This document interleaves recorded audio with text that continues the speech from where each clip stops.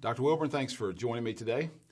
The folks at Tennessee Temple may not know us really well. They may not know that you were the president of Piedmont for 14 years before I became president, but you had a relationship with some folks from Tennessee Temple that I think they would be interested to hear about, and I thought you'd share some of those thoughts.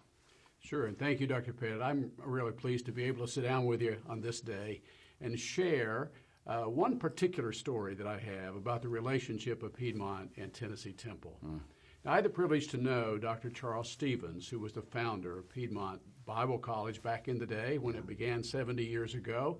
He was a longtime pastor of the Salem Baptist Church, and I had the privilege to sit under his ministry for at least a brief period of time, and then to know him personally and have some relationship with him, and then, of course, to serve in the college here where he served and at the church where he served.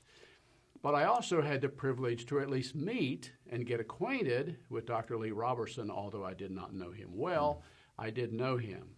Now, the memory that I have to share with you today and with anybody who would be interested to hear this is fascinating to me. It occurred in 2004. In 2004, Barkev Trakin, who was then the head of Temple Baptist Seminary, invited me to come to Chattanooga and teach a module, and I did that.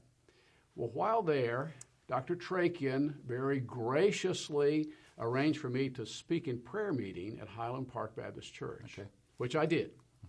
And Dr. Roberson was in attendance. Now, it wasn't very many years before he stepped away into heaven, and he was well into his 90s by that time. And after the service, he came up and talked with me.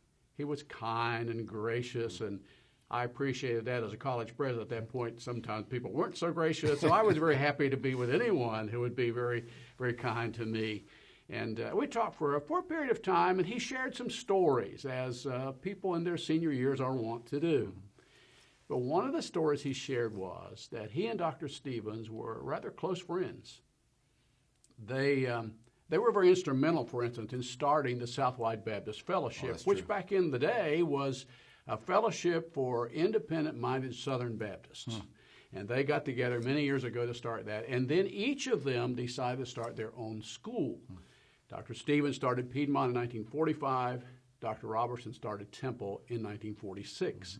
But they had a gentleman's agreement, according to Dr. Roberson, that should either of them not make it as a school, the other one would take both schools and lead them on from that point in time so that there would be a merger of the two. And this agreement was apparently made 70 years ago. Wow. And it's really kind of amazing as one thinks about what God is doing now, 70 years later, to fulfill the commitment that those two brothers made to each other back in that day. I think that is just phenomenal. Thank you so much for sharing that. You're very welcome. It's a joy to do so. Thanks.